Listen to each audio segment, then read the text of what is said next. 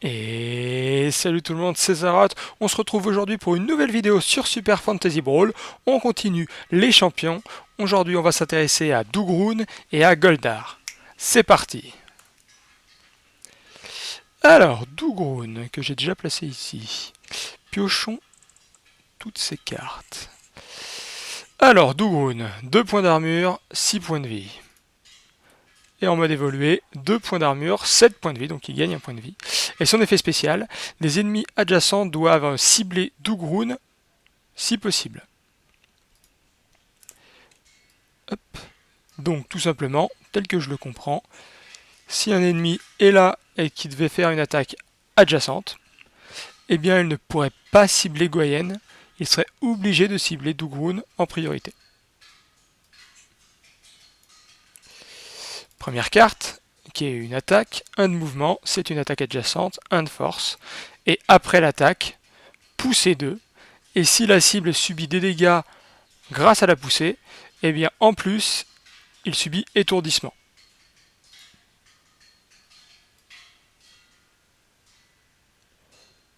Toc.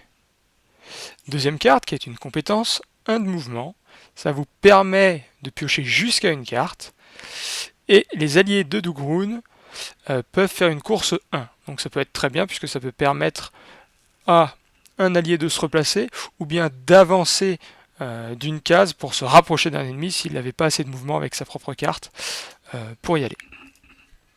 Et en plus, ça vous permet de piocher. Troisième carte, une carte attaque. 2 de mouvement, c'est encore une attaque adjacente, 2 de force.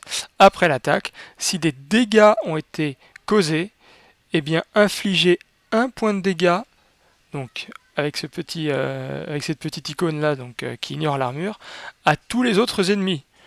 Donc, hop, admettons que j'attaque ici et que je lui perde 1 ou 2 de dégâts en fonction de la force et en fonction de son armure, et bien s'il subit des dégâts, celui-ci et celui-ci vont prendre 1 point de dégâts également.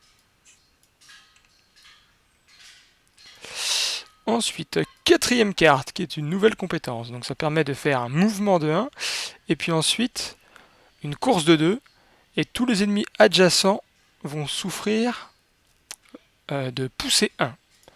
Donc, comme je comprends la carte, moi, hop, hop, donc admettons que mon Dougroune est là. Donc je fais un déplacement, et ensuite je peux faire un dash 2. Donc si je fais un dash 1 seulement, puisque je le décide, et bien une fois que j'arrive là, tous les ennemis adjacents sont poussés, donc lui par exemple serait poussé là, et lui ne pourrait pas être poussé, puisqu'il n'y a pas de case, donc il prendrait un point de dégâts. Ou alors je pourrais faire une course de 2, 1, 2, et donc je pousserai lui ici, donc c'est impossible, il prendrait un point de dégâts, et lui serait poussé ici. Donc à la fin de votre dash, tous les ennemis adjacents sont poussés de 1. Voilà comment moi je comprends cette carte. Si c'est pas exactement ça, n'hésitez pas à me corriger en commentaire. Toc. Ensuite, cinquième carte, qui est une attaque, 2 de mouvement, une attaque adjacente, donc il n'a que des attaques adjacentes, 2 de force. Après l'attaque, les alliés de Dougroune gagnent 2 de force contre la cible jusqu'à la fin du tour. Donc c'est plutôt bien. Si hop, j'attaque ici, peu importe que je lui fasse des dégâts ou pas, c'est-à-dire que si ma Goyenne attaque derrière avec une force à 2, et bien sur cette cible, elle aura une force à 4, tout simplement. Donc. Et enfin, la carte réaction, on va dire stop ou annule plutôt, annule tous les effets de déplacement causés par les attaques adverses. Donc si un ennemi, hop, ici par exemple, ou ici, ouais, on va mettre là.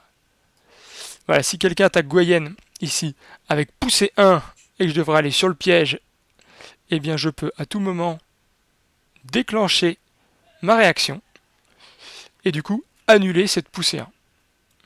Donc c'est plutôt une carte qui peut être pas mal. Tac. Donc ça, c'était Dougroune. Faisons maintenant rentrer Goldar en jeu. Alors, Goldar. Donc Goldar. 1 point d'armure, 8 points de vie. Et en évolué, 1 point d'armure, 8 points de vie.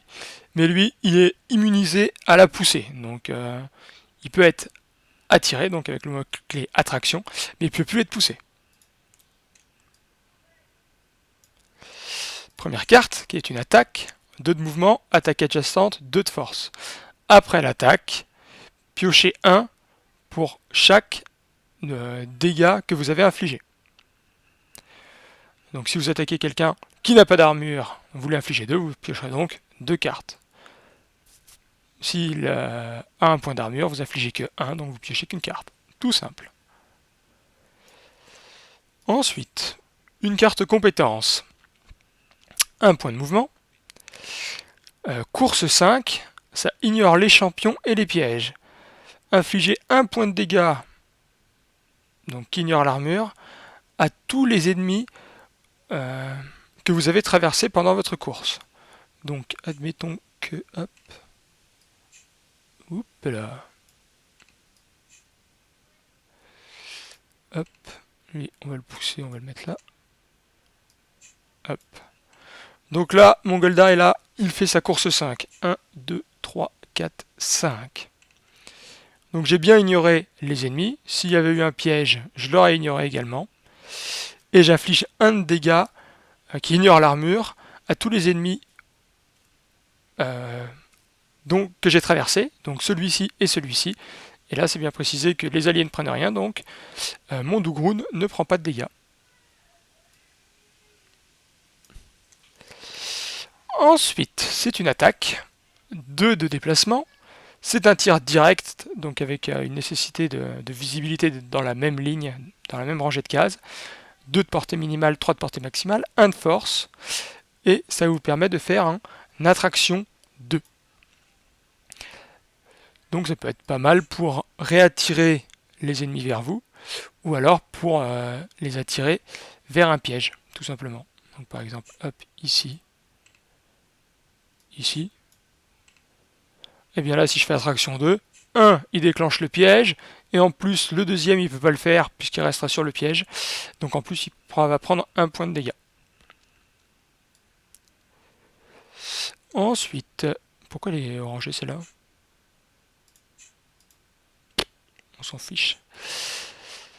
Ensuite, quatrième carte, une carte de compétence, 2 de mouvement, vous permet de piocher jusqu'à une carte, et les alliés de Goldar vont gagner 1 de force et 1 de déplacement sur chacune de leurs cartes jusqu'à la fin du tour.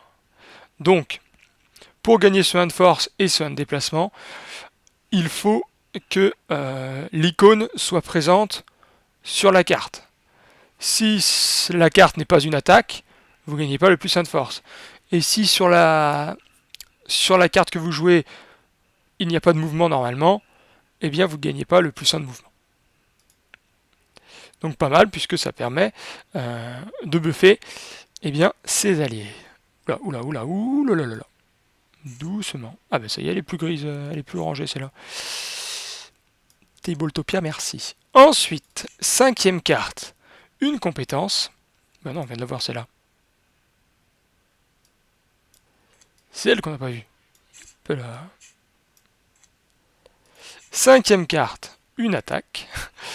Donc, 2 de mouvement, une zone d'effet sur 3 cases adjacentes, 1 de dégâts.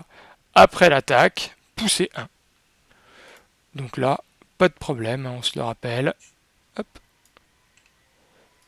Si mes ennemis ont le bonheur de se trouver comme ça, je peux attaquer les 3 ici.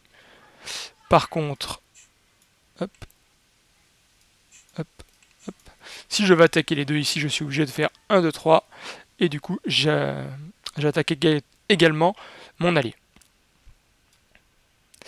Et enfin, la carte réaction, plus 1 d'armure. Et en plus, l'attaquant va subir peur 2. Hop, peur 2, si vous en rappelez plus, n'hésitez pas à aller voir ma vidéo sur les mots-clés. Ça vous sera expliqué. Tac.